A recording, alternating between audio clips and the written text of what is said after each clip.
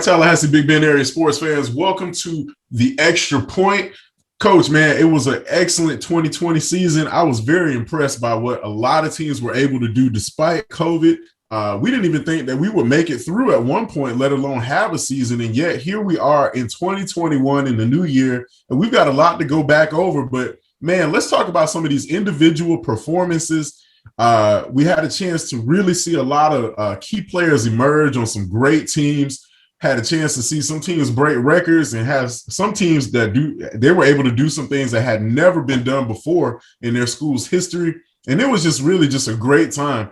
I was amazed to see what a lot of these athletes could do in the middle of a pandemic, not only staying on top of their schoolwork, but making sure that they took extra precautions to make sure that they were keeping safe. Man, hats off to the coaches, the school administrators, and the teachers. But, man, we had some individual performances that were just they were too much to ignore. So we like to introduce the 2020 all-area team. And, Coach, this is really for us, man. This is really some it started off as a good thing, and then it just really turned into just some difficult decision-making because there were some guys, man, we didn't know. We really did. You couldn't ignore their numbers, and it was just hard to put this list together. Yeah, it is kind of difficult to put what we consider with an all-star team because you got so many great players out here, and especially in this Big Bend area, where we have guys who put on some top performances, had a great season, and you got to match them up, and you got to pick and choose, and somebody that's good is going to be left off, and that's the bad part about it. But hey, you gotta put it down. You can't just have everybody on the team, but this is the guys that we think deserve the most. Yeah, the numbers never lie, and we've got a couple of underclassmen mixed in with some seniors, and really it wasn't just totally about numbers. It was really about performances and what you were able to do to contribute to your team's effort, and to get in wins, and especially as we had some guys we took into consideration because they played shortened seasons and still were able to put up big numbers. So we tried to mix everything up in the pot, and this is what we came out with. Coach, go ahead and take it away with the first team offense. Okay, we're going to start off with the QBs, the guys who make things go. First, we have Suwannee County's Jaquez Moore. We had an awesome season. He had over 1,200 yards passing and 1,200 yards rushing, which is exceptional, and was responsible for 36 TDs. That's a lot. He was making things happen. I mean, he got things done. Then we go to Florida High's Trey Donaldson. He had another outstanding season. He had over 1,700 yards passing with 700 yards, over 700 yards rushing, and responsible for 25 touchdowns. Now we move on to the guys I love to deal with, and that's the running backs. Calvin Stringer Sneeze had 14. I think that's his third consecutive 1,000-yard season at Sneed. He's the record holder at the school. He was responsible for 22 TDs. DeAndre Francis, I think, was the instrumental for the Raiders making the state some of that old alumni coming out of you. Yeah, I'm telling you, making the state title, making the state championship, and he was responsible for 1,287 yards rushing, over 12 TDs. Then we had Damani Frazier at Monroe High School making an impact. He was fun to watch. Oh, man, making a great impact this season, over 1,000 yards rushing with 13 TDs. Exceptional season. Now we go to the pretty guys, the guys who they always gazelles, as we call they're them. Always wearing the towels and everything. We're talking about the wide receivers. We go to Lincoln High. Dominic Larry. He had 36 receptions for 678 yards and had 6 TDs. Then we had at Madison County Zachariah Jones. 44 receptions, 668 yards, and 11 TDs. Man, that's a lot of touchdowns for wide receiving.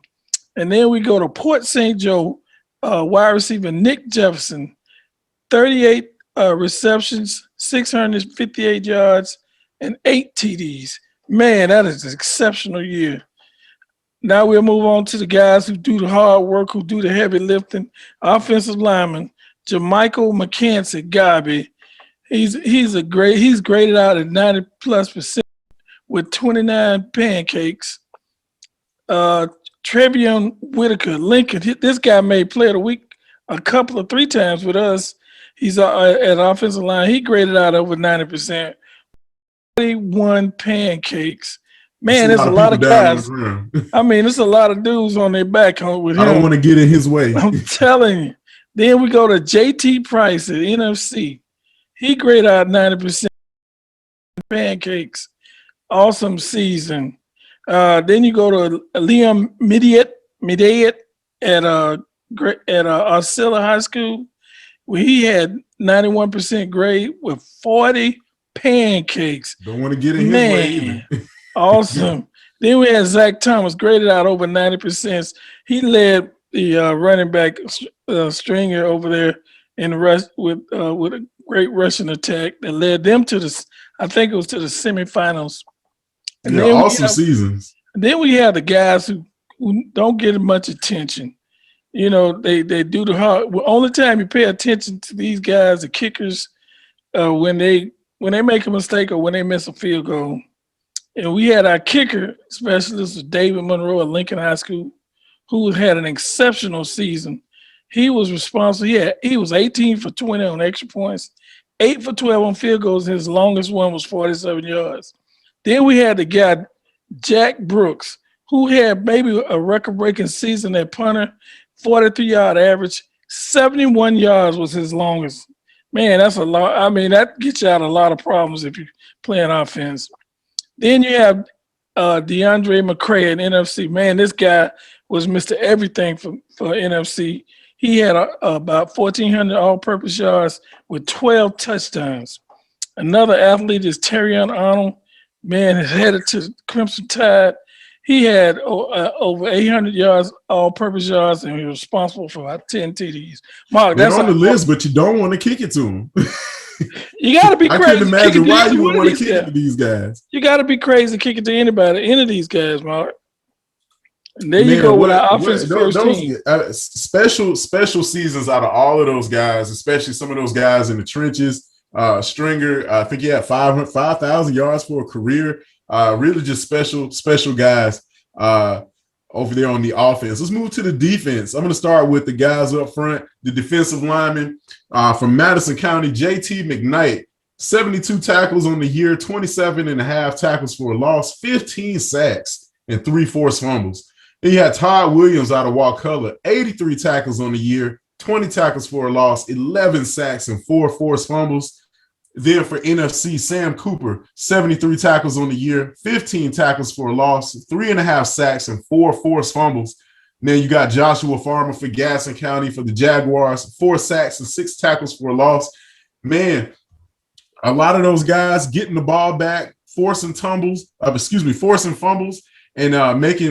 creating havoc for all opposing offenses. I mean, these are the guys I'd be scared to line up against. Then let's move on to the linebackers. One of our favorite people over at Rickers High School, Trayvon Riles, 181 tackles, 10 tackles for a loss, 7 sacks, 1 interception, 2 forced fumbles, and 6 pass breakups for the Raiders on that amazing state championship run, state title run. Just really instrumental in his team's run to success this past season in 2020. Then over at NFC, linebacker Trooper Price, 152 tackles. This kid was all over the place. 25 tackles for a loss, 7 sacks, 1 forced fumble, and 1 pass breakup. Then another one of our favorite people, Keyshawn Mitchell at Madison County, 147 tackles, 15 tackles for a loss, 1 sack, 1 forced fumble, and 1 pass breakup. Then over at Wakulla, his position coach told me this guy's the real deal, and I'm looking forward to seeing him play on Saturdays. Kanye Westfield, 101 tackles, 4 tackles for a loss, 6 sacks, 2 fumble recoveries. Then at Jefferson County, Lance Footman had 147 tackles for the Tigers. Man, linebackers had an excellent season around the Big Bend area. Let's go ahead and move on to one of my favorite positions, defensive back. A lot of unsung heroes in this group, but let's go ahead and run it down. Defensive back from Madison County, Zarion Robinson led the area with 7 interceptions, 14 pass breakups, 53 tackles, 3 forced fumbles, and a pick 6. Then for the Raiders, Another standout on that awesome team, Cameron Bell, 28 tackles on the year and 6 INTs, 9 pass breakups, and 2 forced fumbles. Then you had Jaquan Kosey for Jefferson County for the Tigers, 68 tackles and 5 interceptions on the year. Then Javarian Smith for Swanee, 20 tackles, 6 interceptions, 2 tackles for a loss, 1 sack, and 1 TD. Man, no fly zone. Let's move on to the utility guys. You can plug these guys anywhere, any position. I'm pretty sure if you line them up in special teams, they could kick the field goal, they could block somebody. But these guys, we got a couple of signal callers on here. Let's start off with Landon Barrett for FAMU High. This guy played offense and defense and did a fantastic job for the Baby Rattlers. 1,726 total yards responsible for on offense with 5 touchdowns and then 75 tackles on defense. You can't ignore him. He's one of the biggest kids out there, standing at 6'3". Looking forward to seeing him playing on Saturdays. Then one kid that we definitely know we'll be seeing down at USF, Jalen Herron for the Childs Timberwolves, had over 1,200 yards of total offense, including 900 yards for, in rushing for the Timberwolves. Had a great season. Looking forward to seeing him on Saturdays as well. Then another guy out at Monroe, Xavier Gray, Mr. Everything, lined up on defense and as a signal caller at quarterback, was responsible for 1,573 yards total offense, 18 touchdowns, and then had 24 tackles and 2 interceptions on defense. Mr. Do-It-All himself. Then we have Brody Popple, another kid who was all over the place, for McClay for the Marauders, 963 total yards of offense, 7 touchdowns, and then 77 tackles on defense. Had a great season. We got a chance to see a lot of him. Looking forward to seeing these guys playing on the weekends, Coach. Yeah, it's going to be fun. We follow a lot of guys. Some of these guys we follow long since we've been in the business have gone to the NFL, and some of these guys I think are sure best. 1 or 2 or 3 of them will make it there. Then let's go on to the offense on the second team, and we're just going to run it down. We got Perry Fisher, Lincoln High School at quarterback. Another quarterback, Colin Emerson at Port St. Joe. At wide receiver, we got Traylon Ray at NFC, Wesley Jones of Swanee, Jahaz Morgan of Florida High. And that'll end with the wide receivers. And let's go to the run back. Robert Ayers of Madison County, Chase Gillespie of Garby, John Terrence Thomas of Gadsden County. And that got those guys in. Those are the guys that carried the ball for us, for the teams, and probably got a lot of accolades that the other guys didn't get. These guys do the hard work, do the heavy lifting. We got Carson Simmons of Childs, Chance Kamika of Gabi, Ben Sapp of Wakulla, Aristotle Cummins of Monroe, and Myron Ward of Ricketts. Those are offensive linemen. Man, that's an outstanding offensive line right there. Man, I think I still can run behind. You think I make it, Mark? Definitely will get in the end zone. We probably line up on the 1 I'm from the 1 inch line and fall in. I can fall in from the 1 inch line. Then our specialists, Alejandro Alonso at Gaston County and Rocco Rico of John Paul II. Man, that's an awesome name, in the Rocco Rico. Absolutely. And then we got Zamarian Smith as our athlete from Wakulla, and Mari Harvey of Florida High, who didn't play the whole season, but when he was in there, he made a great impact. Yeah, Coach Shipman had lots of things to say about him. And that's our second team offense, Mark. Yeah, I'm going to go ahead and talk about second team defense. One of our favorite people, Xavier Young for Gabi on the defensive line. Another one of our Colby Flowers out of Port St. Joe. Then you had Tanner Morrison of Florida High, and then Terrio Hampton of Madison County. And that rounds out your defensive front.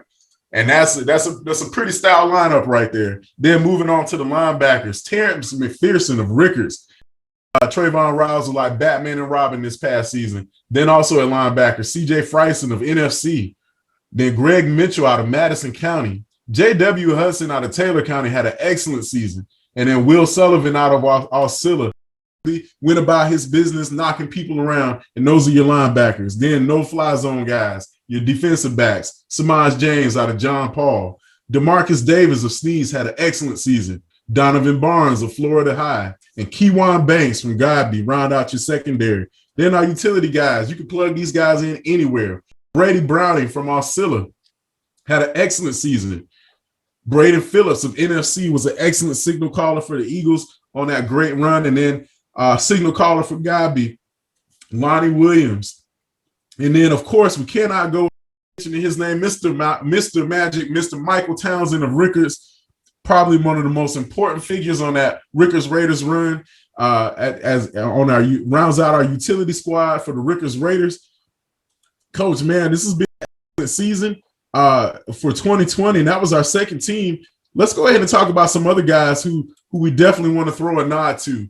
I'm going to run down this list of honorable mentions. Quarterback Tremaine Hughes of John Paul, Kevis Thomas of Taylor County at your quarterback position. Then at wide receiver, Mikael Schuler of FAMU High, Ken Milford of McClay, and Devontae Wilson of Monroe. Let's talk about some running backs. Jared Gant from Ross Osceola Christian had an excellent season.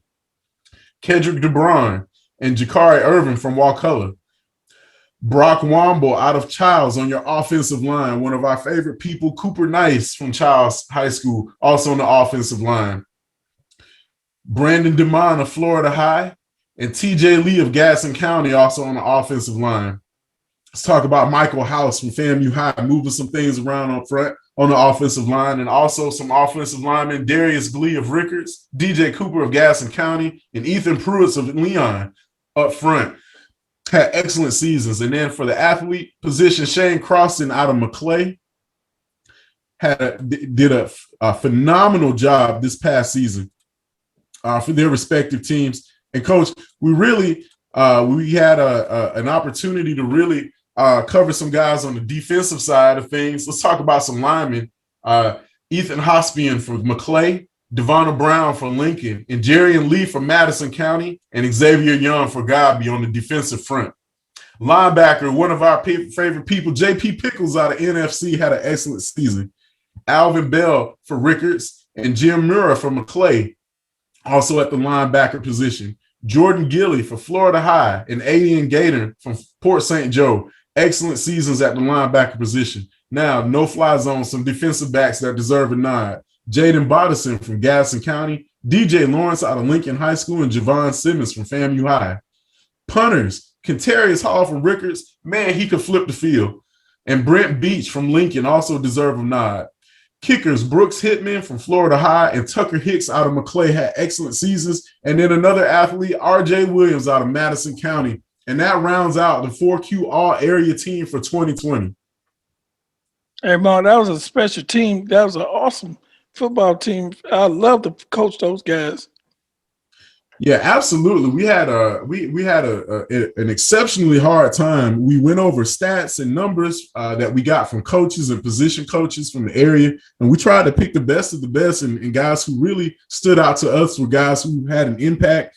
Of course, you can't measure everything, especially with the area as big as this. I think we had close to about 20 schools from across the Big Bend area. We wanted to make sure we had representation from a lot of guys who, in different positions from different schools. But whether big school or small school, these guys really, really put up great numbers despite COVID in a shortened season. And we wanted to make sure that they got recognized.